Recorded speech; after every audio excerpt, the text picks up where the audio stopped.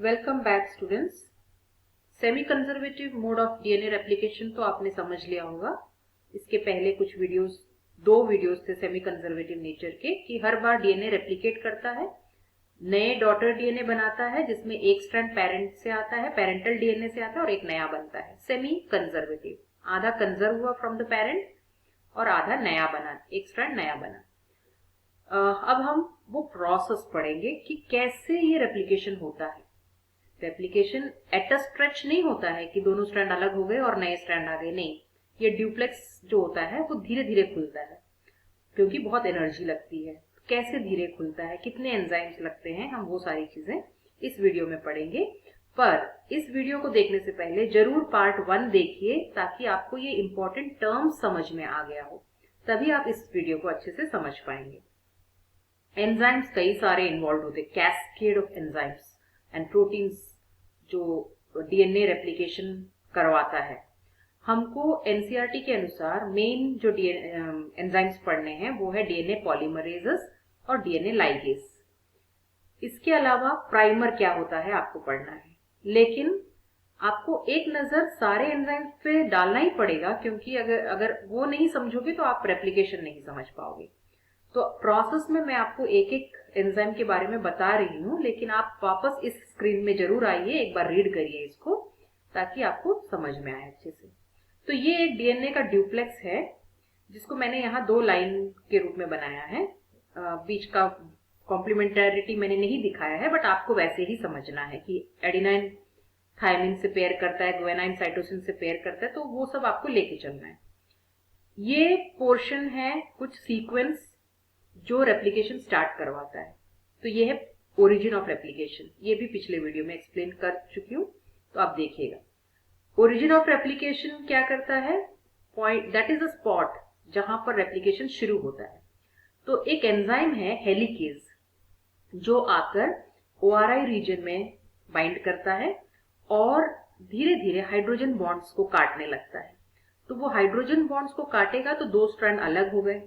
तो यहां तो मैंने आधा दिखाया है, एक्चुअली वो एक बबल के रूप में बनता है बिकॉज 2 हेलिकेज होता है जो 2 तरफ मूव करता है, एक इस तरफ के बॉन्ड्स काटेगा, एक इस तरफ के बॉन्ड्स काटेगा, तो एक बबल बन जाता है कॉल्ड रेप्लिकेशन बबल। हम अभी लेके चलेंगे इसका आधा, दैट इज 1 रेप्लिकेशन फोर्क, कि इस एरिया में डीएनए सिंथेसिस नया कैसे हो रहा है, रेप्लिकेशन कैसे हो रहा है, उसी तरह इस तरफ भी होगा। फाइनली जाके सारे नए स्ट्रैंड्स जुड़ जाएंगे क्योंकि ऐसे कई सारे रेप्लिकेशन बबल्स होते हैं यूकैरियोट्स में, हम पढ़ चुके हैं इसको। तो सपोज ये है दूसरी तरफ वाला रेप्लिकेशन फोर्क, तो ये इस तरफ जा रहा है।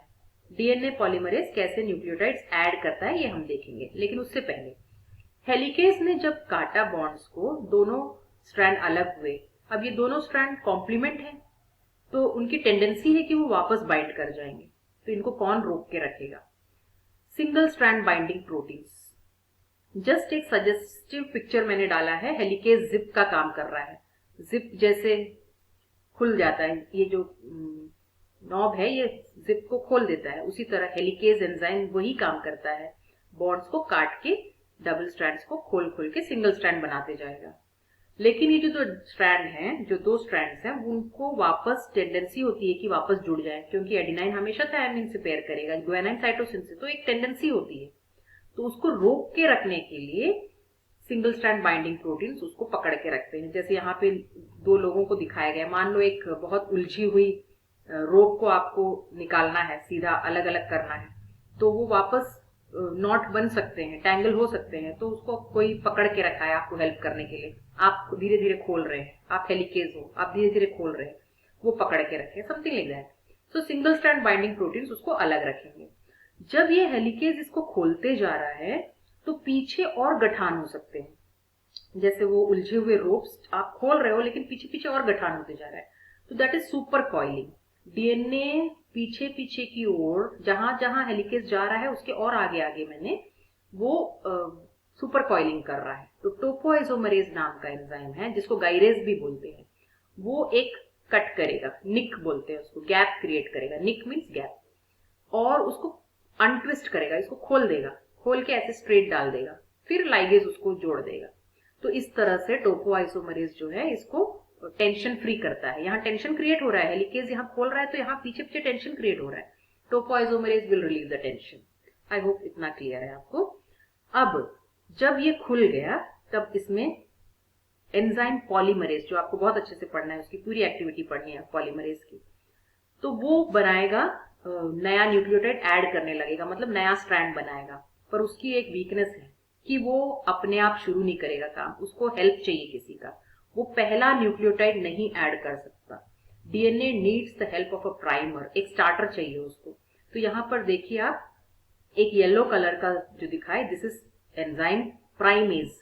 वो प्राइमेज प्राइमर ऐड किया, अलग कलर में दिखाया जा रहा है primer. What is primer? RNA primer है, मतलब यहाँ पे यूरेसिल होगा, थायमिन नहीं होगा, बाकी तीन तो होंगे।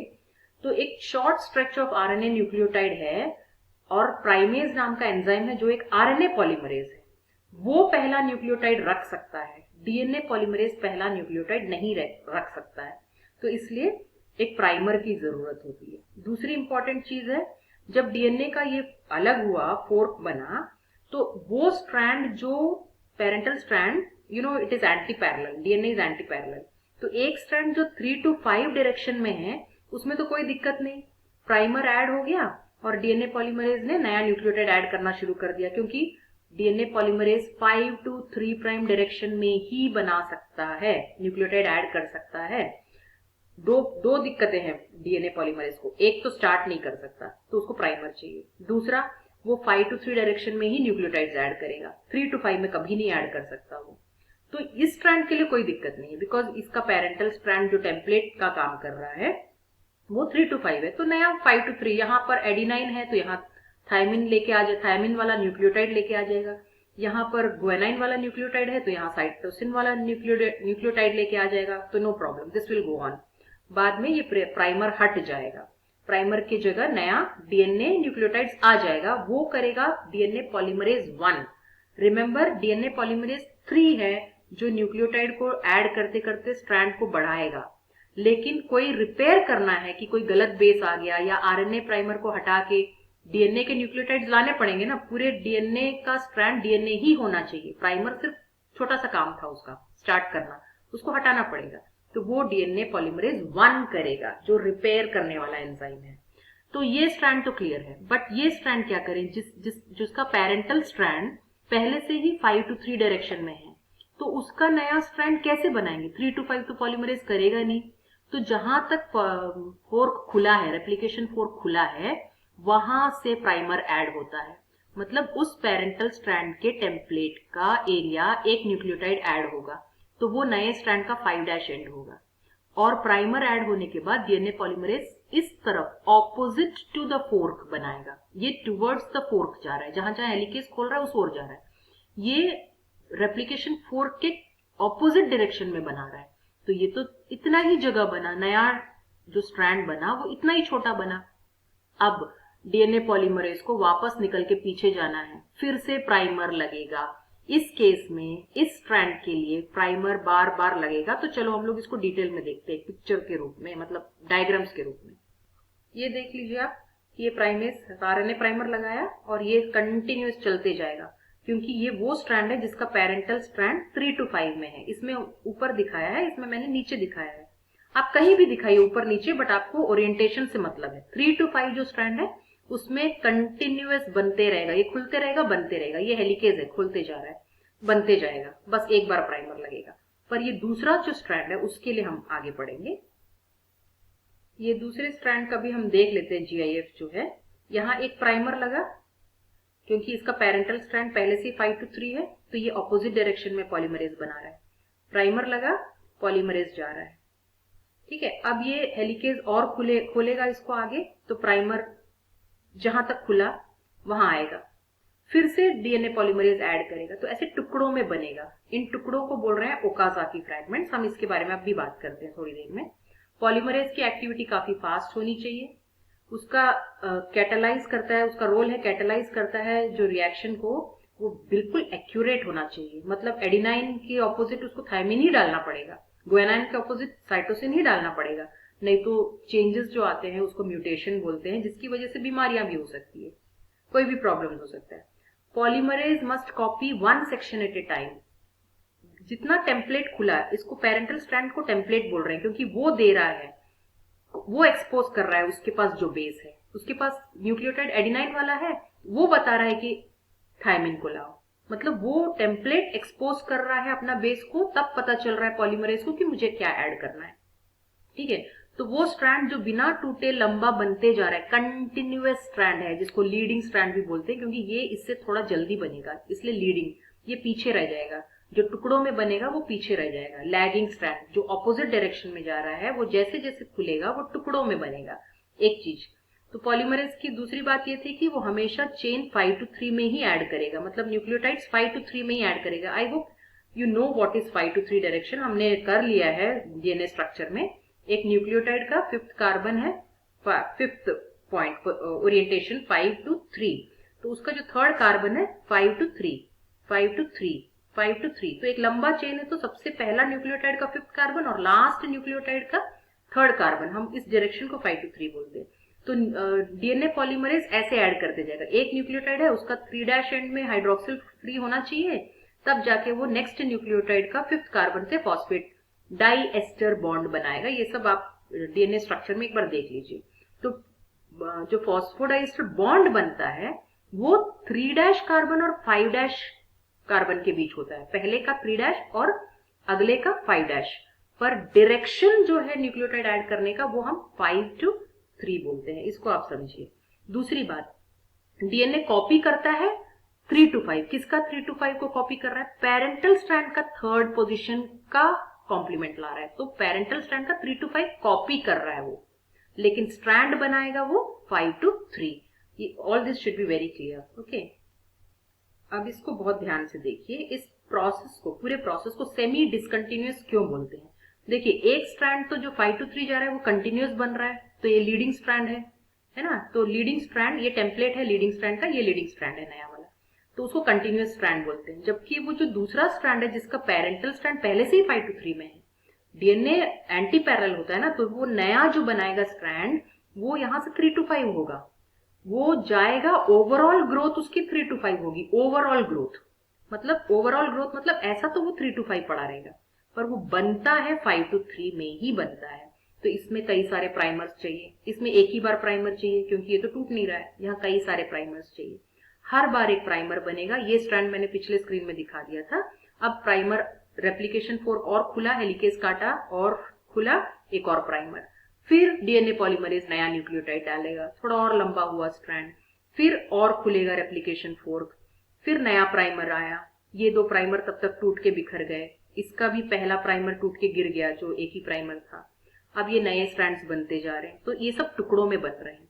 प्राइमर जब टूटेगा तो एक अलग एंजाइम है पॉलीमरेज 1, जो मैंने बोला रिपेयर का काम कर रहा है, वो आरएनए का जैसे AUGC था उसको हटाया और ATGC डाल दिया, डीएनए के न्यूक्लियोटाइड्स डाल देगा।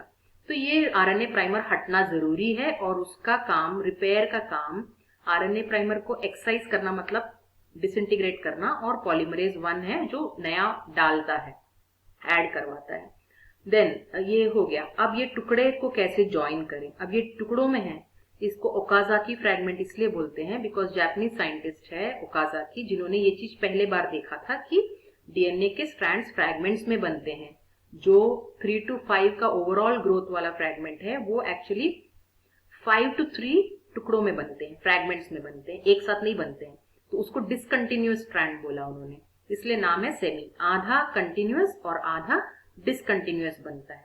फाइनली जब पूरा बन जाएगा तो वो तो सेमी कंजर्वेटिव नेचर दिख रहा है। एक पेरेंटल स्ट्रैंड ने आधा पहले का रखा और आधा नया बनाया, एक दूसरे पेरेंटल स्ट्रैंड ने पहले का रखा और आधा नया बनाया, ये तो है। अच्छा, इन टुकड़ों को कौन ज्वाइन करेगा? एंजाइम लाइगेज, क्योंकि 2 अलग अलग फ्रैगमेंट्स को डीएनए पॉलीमरेज नहीं जोड़ सकता है, वो सिर्फ एक एक करके न्यूक्लियोटाइड ऐड कर सकता है। तो जोड़ने का हेल्प, फॉस्फोडाइएस्टर बॉन्ड 2 सेगमेंट के बीच में अगर बनना है तो ग्लू जैसे काम करने वाला लाइगेज एंजाइम चाहिए, तो उसको लैगिंग स्ट्रैंड बोल रहे हैं क्योंकि थोड़ा सा धीरे चला। तो I hope all this is clear. ये आप पढ़ लीजिएगा कितने न्यूक्लियोटाइड्स ओकाजाकी फ्रैगमेंट्स में होते हैं।